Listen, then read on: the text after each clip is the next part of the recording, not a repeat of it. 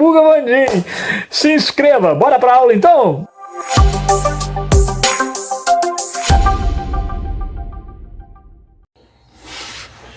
Muito bem, olá, como vai você? Tranquilo? Nós estamos indo para a terceira parte da nossa aula sobre Revolução Industrial. Você acompanha aqui pela nossa lousa digital e interativa ultra tecnológica o itinerário que nós vamos fazer. Dessa vez nós vamos recordar, porque já fizemos isso em sala de aula, a periodização. Muito bem, eu sei que é um esquema um pouco positivista, como se a gente estivesse falando de uma linearidade, desprezando todas as nuances. Mas isso, didaticamente, muitas vezes é importante, ajuda a gente a se situar um pouquinho. Vamos pensar o seguinte, nós temos uma primeira fase da Revolução Industrial, do século XVIII. Tudo era muito novidade. De repente, não há condições de permanecer no campo porque as terras comunais estão se extinguindo rapidamente com a privatização. As pessoas começam a migrar para a cidade, em busca do que fazer, porque eu comentei com você, a burguesia foi esperta, ela logo fez lei dos pobres, lei da mendicância, enfim, ela vai dar um jeitinho de conduzir essas pessoas para a fábrica. Afinal de contas, mendicar vai ser crime. Então o que vai acontecer? As pessoas vão para as fábricas e vão encontrar lá nas fábricas o quê? Péssimas condições de trabalho e ausência total de direitos trabalhistas. Jornadas de trabalho de até 18 horas. Você imagina o que é isso? O dia só tem 24.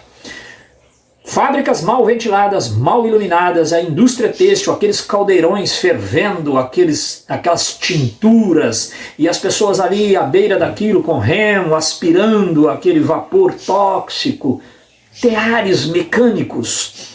Um fiozinho de linha que agarra, o tear não pode parar, vai lá desagarrar, entra por baixo da máquina, perde um dedo, não tem problema, você tem 10. E aquilo é aquela loucura a qual o homem não estava acostumado. O homem estava acostumado com o tempo natural. Como eu disse, sentiu fome, come. Está cansado, senta.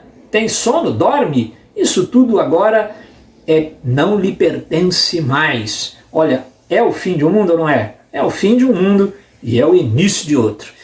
Puxando o progresso, literalmente, nós temos a estrela desse momento, a máquina a vapor. O trem de ferro, a locomotiva e seus vagões, rasgando o território, impressionando os olhos ingênuos e humildes dos homens que até então se assombravam com moinhos de vento. Agora não compreendem direito como que aquele bicho pode estar se mexendo, levando tanto peso, e é produção para lá, e é carvão para cá, e é poluição para ali, e é trilho de ferro para lá, e enfim, vai se transformando toda a paisagem. Esse é o século XVIII. É um século de sofrimento, é um século de perdas para muita gente. Mas se você quiser tampar os seus olhos para isso, e olhar o progresso, caramba, é um momento de progresso, é o homem dominando a natureza, como já havia sido preconizado, profetizado pelo iluminismo, é o homem dominando, é a inteligência humana que ninguém consegue parar, porque ela é inteligência insuperável, ilimitada, e só leva a coisa boa, progresso, felicidade. Havia ainda essa ingenuidade, viu, gente? Havia ainda essa crença de que tudo ia nos levar à felicidade. Então o século XVIII é isso, e ele nos deixa com a pergunta no ar. Felicidade estava chegando para quem? Quem estava se apropriando disso?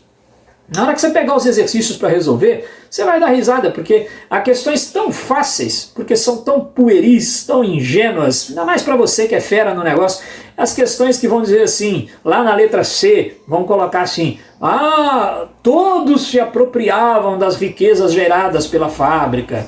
Você não vai marcar X num trem desse, vai, de jeito nenhum. Agora vamos focar no século XIX. Você está vendo aqui na nossa lousa interativa que o século XIX ele traz algumas novidades. Como força motriz, nós passamos a ter a energia elétrica, olha que trem doido, e a gente passa a ter os combustíveis fósseis, o motor a combustão.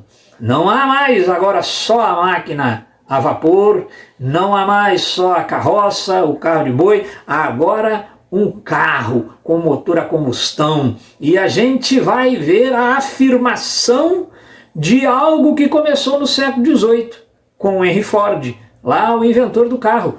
Agora nós vamos ver a afirmação, a popularização daquilo que Henry Ford havia feito no século XVIII, que é o quê? O Fordismo, a produção em série.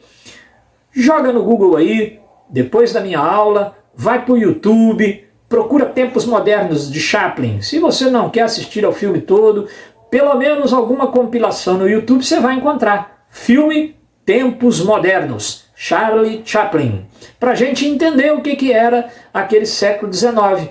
A produção em série é o Chaplin lá apertando parafusos e perdendo os seus parafusos. Sim, porque a especialização das tarefas, as atividades repetitivas vão roubar do homem aquilo que lhe é constitutivo, que é a humanidade, a criatividade, o jeito especial de ser. Começo a ver muito mais visível um dos efeitos da Revolução Industrial, que é a dicotomia fazer, pensar. Ou seja, a separação entre os que executam tarefas e os que planejam tarefas.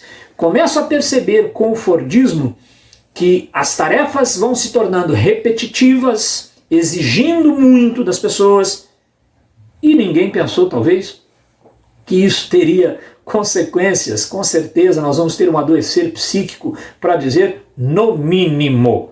Muito bem, para complementar o Fordismo, entram as técnicas de produção que a gente conhece com o nome de Taylorismo. Sim, você pensou em terrorismo, é quase isso, porque o Taylorismo é o controle do tempo e dos movimentos do trabalhador. Por exemplo, você não pode ficar conversando com a menina que está ao lado cortando tecidos. Silêncio. Você não pode ir ao banheiro a hora que quiser. Esses deslocamentos são computados. Nós temos uma obsessão pelo tempo. E aí nasce toda aquela concepção de que tempo é dinheiro, produtividade a todo custo. O ambiente, a atmosfera, que já era insalubre no século XVIII, vai se tornando insuportável no século XIX. Entram para esse ambiente crianças e mulheres. Aproveitando de algumas brechas na legislação, o que a burguesia faz? Incorpora crianças e mulheres. Há toda uma transformação na educação, na concepção de família, que vem em decorrência disso e que depois nós vamos tratar quando falarmos em consequências. Então, é bom a gente lembrar que há um novo perfil da mão de obra no século XIX. A mão de obra feminina e a mão de obra infantil.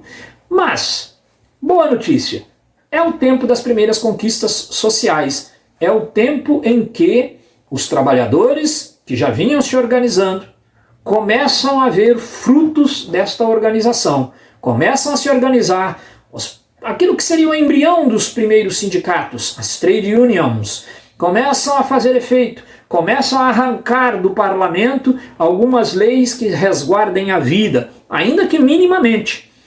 Eu sei, você também sabe, todos sabemos, que conquistas sociais são horizonte, ainda há muito para ser feito, mas no século XIX isso já começa a se delinear.